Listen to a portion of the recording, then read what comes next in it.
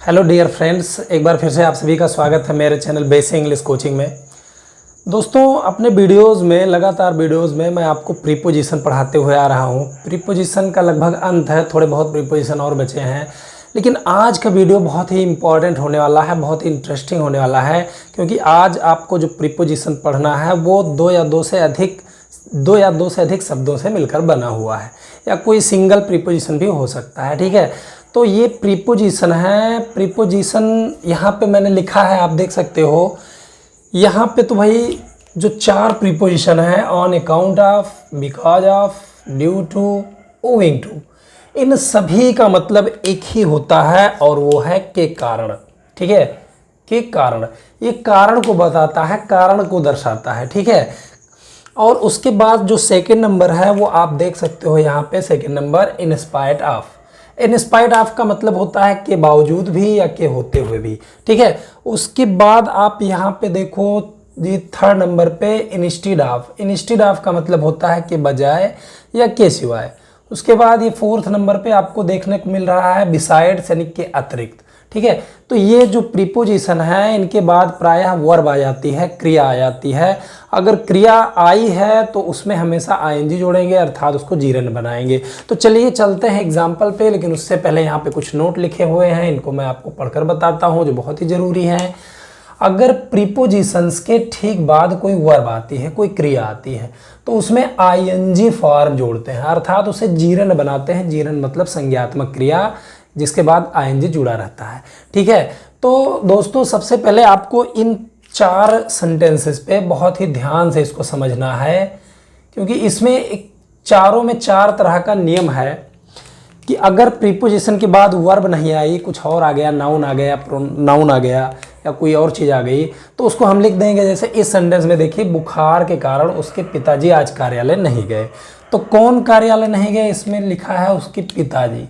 तो ये सब जो बड़े प्रीपोजिशन है, कंपाउंड प्रीपोजिशन है, इनको आपको क्या करना है, आपको बस यही करना है कि इनको सब्जेक्ट से पहले अगर बना देते हैं तो अच्छी बात है, या लास्ट में भी बनेगा तो भी कोई प्रॉब्लम नहीं है। तो चलिए हम इनको आगे ही बनाते हैं। बुखार के कारण, के कारण किसके लिए आया है, बुखार के लिए आया है, तो यहाँ पे लिखेंगे हम ड्यू टू। ठीक है, अब के कारण की अंग्रेजी चार होती है, आप चाहे जो लिख दीजिए, सारा सही है। ठीक है, तो चलिए हमने लिख दिया ड्यू टू, और बुखार की अंग्रेजी हम यहाँ पे लिख देंगे फीवर। दोस्तों, ये जो प्रीपोजिशंस हैं ये बहुत इंपॉर्टेंट है, खासकर क्लास 12 के लिए बहुत ही ज़रूरी है, अन्यथा आप सिंथेसिस या ट्रांसफॉर्मेशन जानने में आपको दिक्कत हो जाएगी। तो इसको ध्यान से पढ़िए। बुखार के कारण, ये प्रीपोजिशन आगे ही बन गया ड्यू टू फीवर, और इसमें के कारण के बाद कोई क्रिया नहीं थी, कोई वर्ब नहीं थी, तो ऐसे ही लिख दिया गया। अब फिर इस सेंटेंस को हम बना लेंगे, उसके पिताजी आज कार्यालय नहीं गए। ये पास्ट इंडेफिनिट का निगेटिव सेंटेंस है, इसको आप बनाइए। तो कार्यालय नहीं गए कौन, उसके पिताजी, यानी हिज फादर। ये हो गया हमारा सब्जेक्ट। अब नहीं गए निगेटिव है, तो निगेटिव में पास्ट इंडेफिनिट में डिडंट का प्रयोग होता है, तो वो निगेटिव बन जाता है। Due to fever his father didn't, जाना की अंग्रेजी गो, कहाँ गए, टू ऑफिस। टू ऑफिस यानी कार्यालय, कहीं से कहीं आना जाने के लिए प्रीपोजिशन टू का प्रयोग हो जाता है। अब आज की इंग्लिश हम यहाँ पे लिख देंगे टुडे। तो आप देख रहे हो यहाँ पे ये सेंटेंस बढ़िया से बन गया। बुखार के कारण उसके पिताजी आज कार्यालय नहीं गए, due to fever his father didn't go to office today. ये सेंटेंस बन गया, और इसमें आपका जो प्रीपोजिशन है वो है ड्यू टू। यहाँ पे ऑन अकाउंट ऑफ का भी प्रयोग कर सकते थे, यहाँ पे बिकॉज ऑफ का भी प्रयोग कर सकते थे। अब गाइस, दूसरे सेंटेंस में ध्यान दीजिए कि प्रीपोजिशन के बाद अगर वर्ब आई है तो वर्ब में आईएनजी जुड़ जाएगा। इन चारों को आप ध्यान से समझ लीजिएगा तो सारे प्रीपोजिशन क्लियर हो जाएंगे, सब में दिक्कत नहीं होगी। ठीक है, तो यहाँ पे देखिए, बहुत तेज दौड़ने के कारण धावक जोर जोर से हाँफ रहा था। अब कौन जोर जोर से हाँफ रहा था, यहाँ पे उत्तर मिला धावक, तो ये सब्जेक्ट है। और ध्यान दीजिए कि ये प्रीपोजिशन का पूरा पार्ट है, बहुत तेज दौड़ने के कारण। तो गाइज क्या करेंगे, के कारण की अंग्रेजी ऑन अकाउंट ऑफ चलो लिखते हैं। तो इसमें ध्यान दीजिए कि कारण किस चीज़ के, बहुत तेज दौड़ने, इसमें वर्ब भी है जो आपको दिखाई दे रही है, दौड़ने।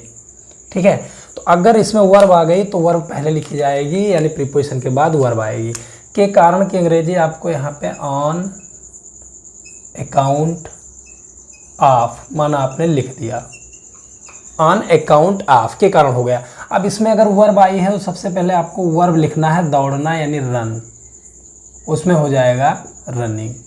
ठीक है, ये सेंटेंस इस तरह पहले प्रीपोजिशन को हम बना लेंगे। ऑन अकाउंट ऑफ रनिंग, दौड़ने के, अब बहुत तेज, इसको हम लिख देंगे वेरी फास्ट।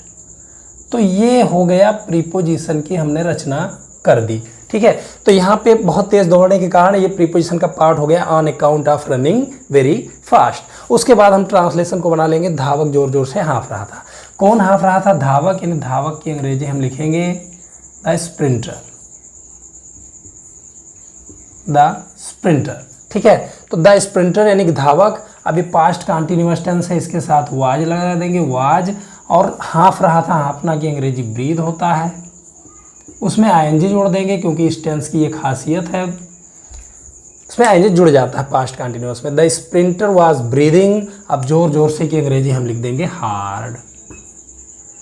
तो गाइज आप देख रहे हो ये सेंटेंस थोड़ा बड़ा हो गया है, तो ये प्रीपोजिशन जब जुड़ते जाएंगे, कुछ कंजक्शन का भी प्रयोग होगा, तो सेंटेंस बड़ा होता जाएगा और अपने आप इंग्लिश आपको अच्छी तरह आती जाएगी अगर अच्छी तरह से मेहनत किया तो यहाँ पे देखिए, बहुत तेज दौड़ने के कारण धावक जोर जोर से हाँफ रहा था। On account of running very fast the sprinter was breathing hard. Breathe hard का मतलब जोर जोर से हाँफना। तो यहाँ पे आपने प्रीपोजिशन नोट किया ऑन अकाउंट ऑफ। ठीक है, तो चलिए आते हैं तीसरे सेंटेंस पे। तो दूसरे सेंटेंस में आपने पढ़ा क्रिया आएगी तो उसमें आईएनजी जुड़ जाएगा। फिर अगर क्रिया नहीं है, सिर्फ उसमें होना बताया जा रहा है, होना। ठीक है, कोई है या होना, कुछ है वो, तो होना के लिए आपको बी लिख के उसमें आईएनजी जोड़ना है। ये चीज़ आप ध्यान रख लीजिएगा। मैं बहुत गरीब होने के कारण अपनी पढ़ाई जारी रखने में असमर्थ हूँ। तो कौन असमर्थ है? मैं यहाँ पे, तो ये तो सब्जेक्ट हो गया भाई जी।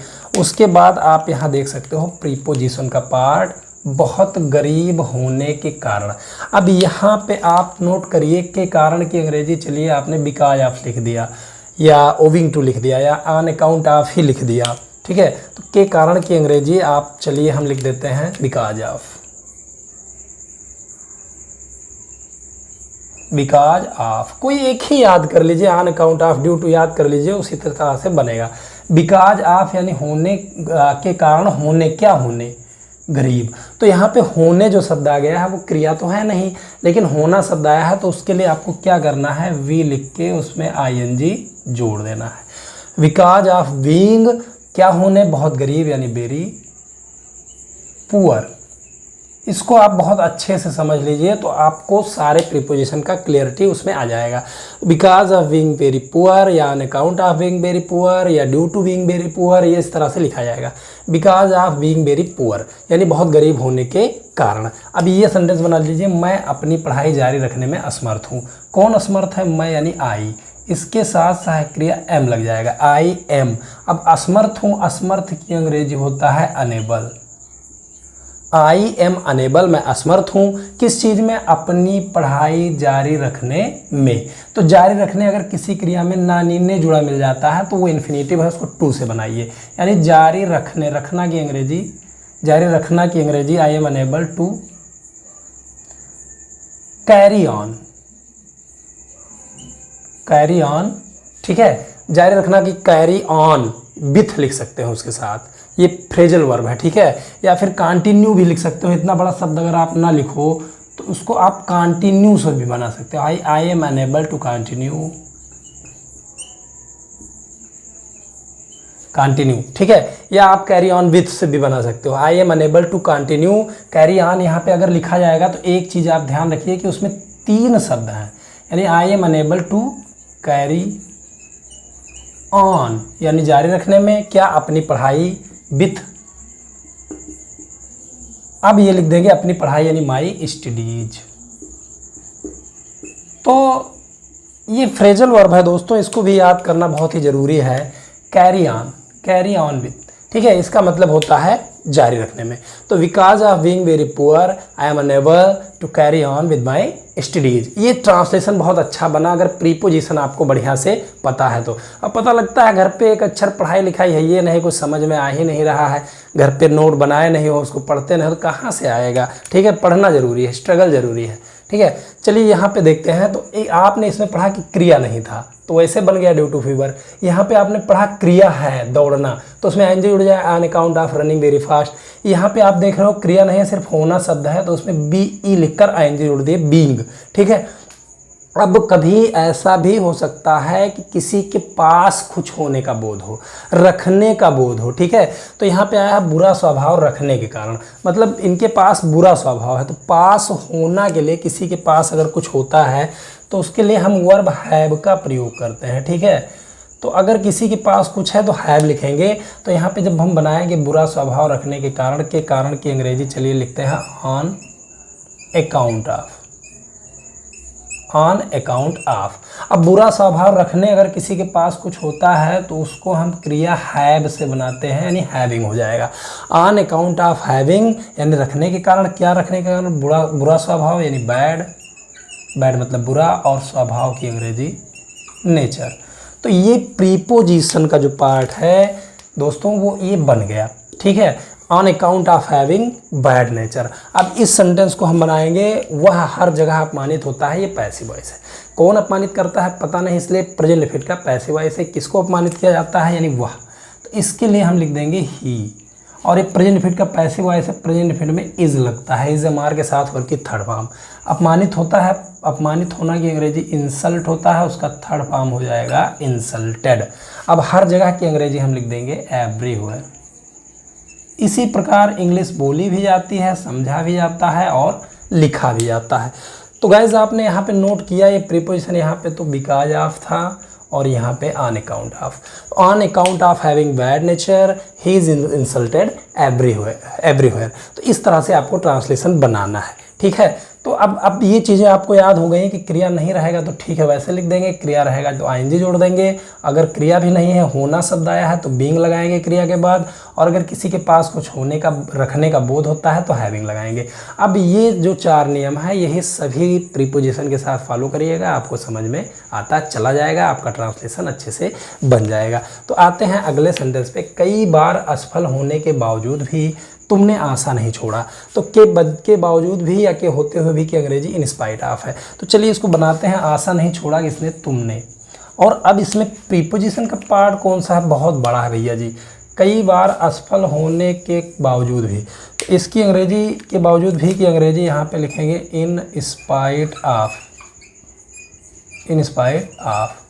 अब ये जब प्रीपोजिशन लिख दिया गया तो इसके बाद अगर वर्ब आई है तो वर्ब पहले लिखी जाती है। जैसे असफल होना, असफल होना की अंग्रेजी होता है फेल, ठीक है।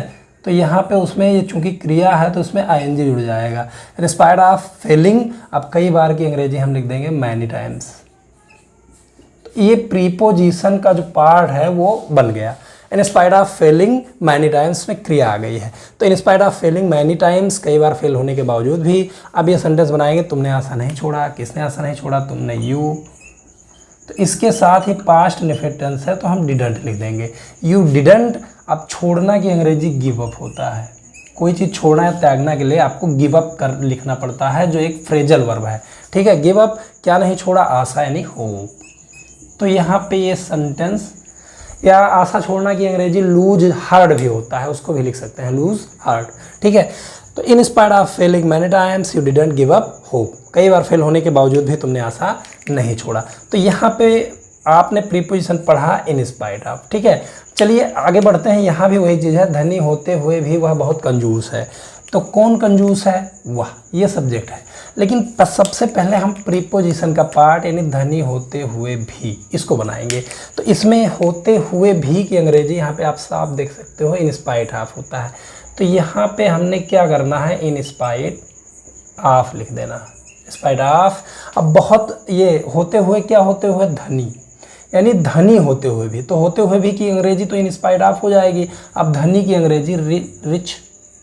धनी होते यानी होना की अंग्रेजी आपको बीइंग लिखना पड़ेगा, क्योंकि आप यहाँ देख रहे हो धनी होते हुए भी, तो होना की अंग्रेजी आपको बी लिखना पड़ेगा, ठीक है। तो इन स्पाइट ऑफ बीइंग, धनी की अंग्रेजी यहाँ पे हम लिख देंगे रिच। होना अगर आ जाएगा तो उसमें बी लिखा जाएगा। तो in spite of being rich. अब वह बहुत कंजूस है, कौन कंजूस है, वह ही। इसके साथ इज लगा देंगे, इज। अब बहुत कंजूस की अंग्रेजी यहाँ पे हम लिख देंगे वेरी माइजर। माइजर मतलब कंजूस होता है। तो यहाँ पे आप प्रीपोजिशन देख सकते हो क्लियरली यहाँ पे यूज्ड है in spite of being rich, in spite of being rich he is very माइजर। तो गाइज इसी तरह से इन प्रीपोजिशन का प्रयोग करते हैं। उम्मीद है कि ये चीज़ें आपको समझ में आ गई हैं, लेकिन कुछ और प्रीपोजिशंस हैं यहाँ पे बचे हुए हैं बोर्ड पे, जो मैं चाहूँगा कि थोड़ा सा और क्लियर कर दूँ कि कैसे बनता है। तो उन प्रीपोजिशन के साथ और एग्जाम्पल्स के साथ चलते हैं। तो गाइज इसमें अभी दो ऐसे प्रीपोजिशन हैं जिसके एग्जांपल्स मैंने नहीं समझा है। इंस्टेड ऑफ यानी के बजाय, के सिवाय, बिसाइड्स यानी के अतिरिक्त। तो यहाँ पे आप समझ रहे हो कि प्रीपोजिशन के बाद वर्ब आएगी तो उसमें एनजी जुड़ जाएगा। अगर नहीं आएगी, कोई अन्य पार्ट्स ऑफ स्पीच या नाउन्स आ गए तो उसको तो लिखा ही जाएगा, कोई बात नहीं। लेकिन अगर क्रिया आ गई तो क्रिया में एनजी जुड़ना है। होना शब्द आ गया तो बी में आईएनजी जोड़ना है। रखना शब्द आ गया तो हैव में आईएनजी जोड़ना है। तो चलिए चलते हैं इन सेंटेंसेस पे। विद्यालय जाने के बजाय वह घर क्यों आ रहा है। ठीक है, तो यहाँ पे कौन घर आ रहा है, वह। तो वह तो फिलहाल सब्जेक्ट है यहाँ पे, तो इसको तो हम बनाएंगे ही। लेकिन विद्यालय जाने के बजाय यहाँ पे प्रीपोजिशन है जिसके साथ एक क्रिया भी है। विद्यालय जाने के बजाय की अंग्रेजी हम लिख देंगे इंस्टीड ऑफ। अब विद्यालय जाने, यहाँ पर देखिए जाना शब्द आया है तो गो लिख के उसमें आईएनजी जोड़ देंगे। ठीक, प्रीपोजिशन के बाद क्रिया में सदैव आईएनजी जुड़ेगा। इंस्टीड ऑफ गोइंग, ये मत समझिए कि इन्फिनिटिव है, यहाँ पे टू लग जाएगा। इंस्टीड ऑफ टू गो, ये अगर लिखे तो गलत हो जाएगा। प्रीपोजिशन के बाद हमेशा आपको क्रिया लिखना ही है, तो उसमें एनजी जोड़ना है। इंस्टीड ऑफ गोइंग, जाने के, कहाँ जाने के, टू स्कूल, कहीं से कहीं आना जाना के लिए एक प्रीपोजिशन आप ये भी जान लीजिए टू लगता है। Instead of going to school यानी स्कूल जाने के बजाय अब वह घर क्यों आ रहा है। तो ये इंट्रोगेटिव है, इसको इंट्रोगेटिव बनाइए। क्यों यानी व्हाई। अब आ रहा है कौन, वह, इसके साथ इज लग जाएगा, इज, तब लिखेंगे ही। अब आ रहा है यानी कम, उसमें एनजी जोड़ देंगे, कमिंग। कहाँ आ रहा है, घर यानी होम। गाइस एक चीज़ मैं बता देना आपको, अच्छा समझूंगा कि ये जो प्रीपोजिशन पार्ट होते हैं, जैसे विद्यालय जाने के बजाय वह घर क्यों आ रहा है, तो विद्यालय जाने के बजाय ये प्रीपोजिशन है, इसको अगर आप पहले बना लें तो ही ज़्यादा अच्छा रहेगा। अगर उधर वाले सेंटेंस में आप भिड़े तो गलत हो जाएगा। सबसे पहले ये बन गया विद्यालय जाने के बजाय instead of going to school. अब घर क्यों आ रहा है, वह घर क्यों आ रहा है, तो ये बनाएंगे why is he coming home, बन गया। तो ऐसे ही इसमें मुझे धन देने के अतिरिक्त मेरे भाई ने मेरा मनोबल भी बढ़ाया। ठीक है, तो सबसे पहले किसने मनोबल बढ़ाया, मेरे भाई ने, ये तो सब्जेक्ट हो गया। ठीक है, तो सब्जेक्ट से पहले ये देखिए मुझे धन देने के अतिरिक्त, आपको सबसे पहले प्रीपोजिशन का पार्ट यहाँ पे आपको ट्रांसलेट कर देना है। ठीक है, तो पहले हम लिखेंगे के अतिरिक्त की अंग्रेजी यहाँ पे होता है बिसाइड्स, और इसमें भी शब्द भी जुड़ा होता है, आपको भी लिखने की ज़रूरत नहीं है। तो मुझे धन देने के अतिरिक्त इसमें क्रिया भी है, देना। तो यहाँ पे के अतिरिक्त की अंग्रेजी हम सबसे पहले लिखेंगे बिसाइड्स। ठीक है, के अतिरिक्त की अंग्रेजी हमने लिख दिया बिसाइड्स। अब यहाँ देना यानी गिविंग, बिसाइड्स गिविंग, देने के अतिरिक्त। किसको देने के अतिरिक्त, मुझे। तो मुझे की अंग्रेजी मी यहाँ लिख सकते हैं आप, बिसाइड्स गिविंग मी, क्या देने के अतिरिक्त, धन यानी मनी। ये प्रीपोजिशन का पार्ट यहाँ पे बन गया, मुझे धन देने के अतिरिक्त मेरे भाई ने मेरा मनोबल भी बढ़ाया। यहाँ से मी को हटाया भी जा सकता है, चाहे तो आप मी को ना लिखें क्योंकि दूसरे वाक्य में ऑब्जेक्ट के रूप में मी ही आएगा। तो आप चाहें तो इसको इस तरह लिख सकते हैं, बिसाइड्स गिविंग मनी। अब ये ट्रांसलेशन बनाना है, मेरे भाई ने मेरा मनोबल भी बढ़ाया। भी की अंग्रेजी आपको नहीं लिखना है। ठीक है, तो किसने मनोबल बढ़ाया, मेरे भाई ने यानी माई ब्रदर।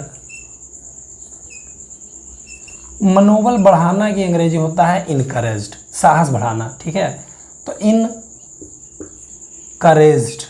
ठीक है, तो माई ब्रदर इनकरेज्ड, किसका मनोबल बढ़ाया, मी यानी मेरा। देखिए भाई, मेरा की अंग्रेजी आप माई मत समझ लीजिएगा, अगर क्रिया के बाद ऑब्जेक्ट के रूप में आता है मेरा तो वहाँ पे मी लिखा जाएगा। ठीक है, तो यहाँ पे हो गया besides giving me money my brother encouraged me. ठीक है, तो मी यहाँ पे लिखा रहेगा, लास्ट में आ जाएगा, इसलिए यहाँ पे मी ना लिखें तो भी चल जाएगा। फिलहाल ये सेंटेंस बहुत अच्छा बना, besides giving me money my brother encouraged me. चाहे तो यहाँ पे लास्ट में टू भी लिख सकते हैं, भी की अंग्रेजी, लेकिन ऐसा माना जाता है कि ये जो बिसाइड्स है इसके साथ भी नहीं लगेगा। ठीक है, तो टू अगर लग जाएगा तो भी उसके लिए इंक्लूड हो जाएगा। अब यहाँ आप देखिए, कमीज के अतिरिक्त राजेश ने अन्य कपड़े भी खरीदे। तो किसने खरीदा, राजेश ने।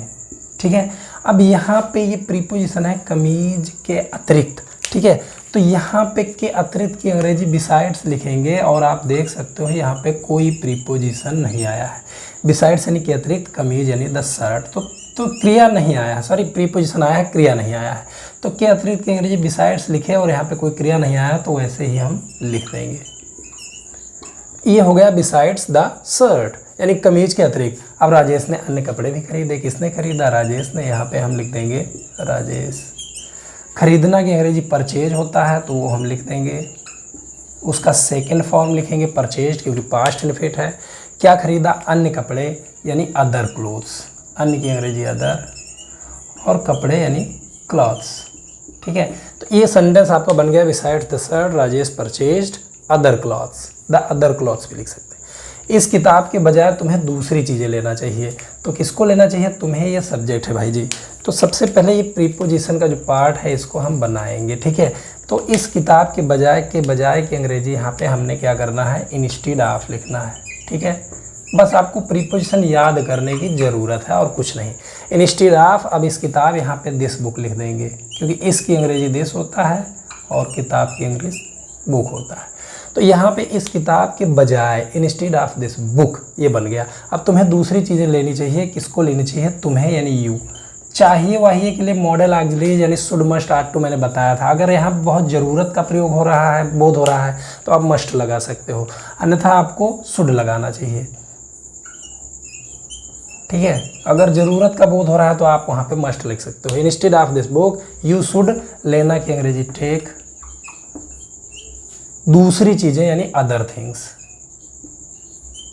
अदर थिंग्स, अन्य चीज़ें, दूसरी चीज़ें, इसका अदर होता है। ठीक है, तो टेक अदर थिंग्स। तो यहाँ पे आप प्रीपोजिशन देख रहे हो क्रमशः इंस्टेड ऑफ, बिसाइड्स और इंस्टेड ऑफ का प्रयोग हुआ। तो इस तरह से इन प्रीपोजिशन का प्रयोग करेंगे हम। ये बहुत ही क्रूशल होने वाला है, बहुत ही ज़रूरी चीज़ें हैं। प्रीपोजिशन बहुत ही इंपॉर्टेंट है। ये वाला ट्रांसलेशन बनाने में बड़ा अच्छा लगता है इसको, जब आ जाता है पैसेज वगैरह में आ जाएगा तो आराम से बन जाएगा। बोलचाल में भी इसका प्रयोग होता है। तो उम्मीद करता हूँ कि इस जो आज प्रीपोजिशन पढ़ाया गया है ये आपको समझ में आ गया है। गाइस, अगर आप मेरे चैनल में नए हैं तो प्लीज़ मेरे चैनल को सब्सक्राइब कर लीजिए, और वीडियो अगर पसंद आया है तो लाइक कर दीजिए। अगर आपके पास कोई सजेशन है या कुछ मुझे बताना चाहते हैं या कुछ पूछना चाहते हैं तो प्लीज़ मुझे कमेंट सेक्शन में लिखें। ठीक है, उम्मीद करता हूँ कि प्रीपोजिशन इतना आपको समझ में आ गया है। आगे और वीडियोज़ में कुछ रुचिकर प्रीपोजिशन के साथ, कुछ बहुत ज़रूरी प्रीपोजिशन के साथ मैं उपस्थित होता हूँ। तब तक के लिए धन्यवाद। Good bye.